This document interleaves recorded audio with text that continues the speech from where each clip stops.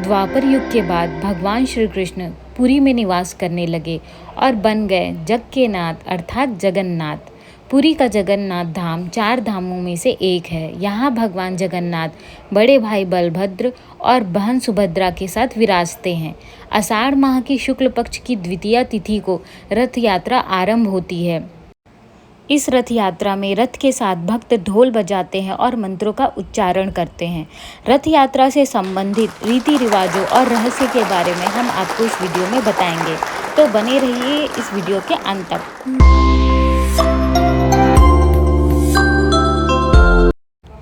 जगन्नाथपुरी रथ यात्रा सिर्फ एक त्यौहार नहीं है, यह आस्था, भक्ति और सांस्कृतिक विरासत का उत्सव है। यह उन कुछ खास अवसरों में से एक है जब देवताओं को मंदिर से बाहर लाया जाता है, जिससे हर कोई, चाहे उसका धर्म या सामाजिक स्थिति कुछ भी हो, उत्सव में भाग ले सकता है। पुराणों की माने तो एक बार भगवान जगन्नाथ की बहन सुभद्रा ने नगर देखने की इच्छा जाहिर की। इसके लिए भगवान जगन्नाथ ने सुभद्रा को रथ पर बैठाकर नगर दिखाया। इस दौरान वह अपनी मौसी के घर भी गई। मान्यता है कि तभी से हर साल जगन्नाथ रथ यात्रा निकाली जाती है। रथ यात्रा का रिचुअल्स देवी स्नान से शुरू होता है। तीनों मूर्तियों को एक अनुष्ठानिक स्नान कराया जाता है, जिसे देव स्नान कहा जाता है। ज्येष्ठ पूर्णिमा के दिन भगवान जगन्नाथ, देवी सुभद्रा और भगवान बलभद्र की मूर्तियों को जगन्नाथपुरी मंदिर के रत्न सिंहासन से सुबह सुबह बाहर निकाला जाता है। देवताओं को स्नान कराने के लिए हर्बल और सुगंधित पानी के 108 घड़ों का इस्तेमाल किया जाता है। भगवान के स्नान के लिए सोने के कुएं से पानी निकाला जाता है। यह कुआं मंदिर के प्रांगण में स्थित है। इसमें नीचे की तरफ कुएं में सोने की ईंट लगी हुई है। यह कुआं 1978 से बंद है। कहा जाता है कि इसमें श्रद्धालु सोने की वस्तुएं डालते हैं और जब यह कुआं खुलता है तो सिर्फ सोने का सामान दिखता है, पर आज तक इसमें कितना सोना है किसी ने नहीं जांचा। रथ यात्रा के रिचुअल्स में जगन्नाथ महाप्रभु को गणपति भगवान की वेशभूषा भी पहनाया जाता है, पर क्यों? हम आपको इसकी कहानी बताते हैं। भगवान के इस रोचक वेश को लेकर एक प्राचीन कथा प्रचलित है। महाराष्ट्र से आए गणपति भट्ट नामक एक भक्त जब पुरी पहुंचे तो उन्होंने अपने इष्ट देव गणेश जी के दर्शन की अभिलाषा की थी, लेकिन उन्हें रत्न सिंहासन पर अपने इष्ट देव का दर्शन नहीं मिला। इससे काफ़ी दुखी हुए गणपति भट्ट अपने घर वापस लौटने लगे। उस समय रात्रि को उन्हें स्वप्न में भगवान के दर्शन हुए और भगवान ने कहा कि वापस लौट आओ, देखो मैं ही तुम्हारा इष्ट देव हूँ। जब गणपति भट्ट वापस मंदिर की तरफ आए तो उन्होंने स्नान मंडप पर भगवान को गणपति की भेष में दर्शन किया।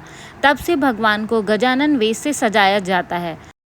रथ यात्रा के सबसे महत्वपूर्ण अनुष्ठानों में से एक है छेरा पहरा। यह अनुष्ठान पुरी के राजा द्वारा किया जाता है, जिन्हें भगवान का सबसे बड़ा सेवक माना जाता है। राजा सोने के हैंडल वाली झाड़ू से रथों को साफ करते हैं और चंदन का पानी छिड़कते हैं, जो ईश्वर की नज़र में विनम्रता और समानता का प्रतीक है। यह इस संदेश को रेखांकित करता है कि हर कोई, चाहे उनकी सामाजिक स्थिति कुछ भी हो, भगवान जगन्नाथ के सामने सभी समान हैं। इन सब रिचुअल में से एक सबसे अनोखा रिचुअल्स आता है, जिसमें मान्यता यह है कि भगवान जगन्नाथ प्रभु बीमार हो जाते हैं। कहा जाता है कि पूर्णिमा स्नान में ज़्यादा स्नान करने के कारण भगवान बीमार पड़ जाते हैं। स्नान यात्रा के पश्चात भगवान बीमार हो जाते हैं, इसलिए 15 दिनों के लिए भगवान एकांतवास में चले जाते हैं। मंदिर के कपाट को भी बंद कर दिया जाता है। भगवान को इस समय खिचड़ी, दलिया, फलों के रस और जड़ी बूटियों से बने काढ़े का भोग अर्पित किया जाता है। स्नान यात्रा के बाद 14 दिन तक भगवान के दर्शन नहीं होते हैं।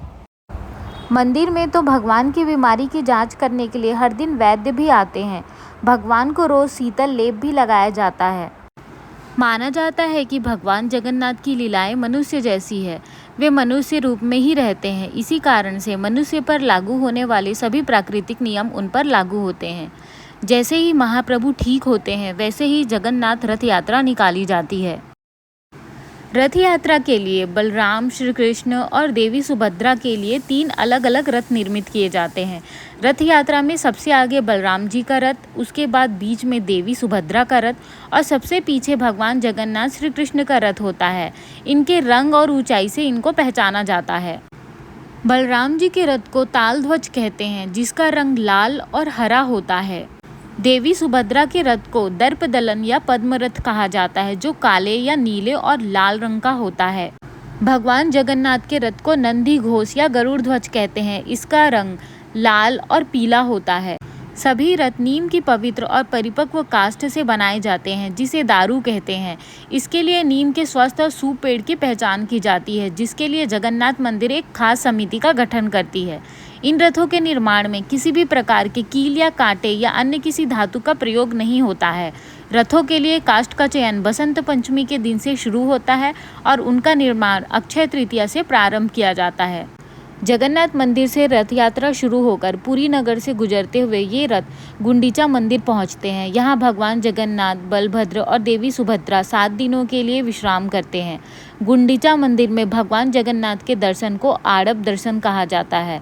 गुंडीचा मंदिर को गुंडीचा बाड़ी भी कहते हैं। यह भगवान की मौसी का घर है। इस मंदिर के बारे में पौराणिक मान्यता है कि यहीं पर देव शिल्पी विश्वकर्मा ने भगवान जगन्नाथ, बलभद्र और देवी की प्रतिमाओं का निर्माण किया था। ये थी रथ यात्रा से जुड़े रिचुअल्स। उम्मीद करती हूँ आपको यह पसंद आया होगा। प्लीज़ हमारे चैनल को सब्सक्राइब करें और हमारे वीडियो को लाइक करें। महाप्रभु जगन्नाथ आपकी मनोकामना पूरी करें। धन्यवाद।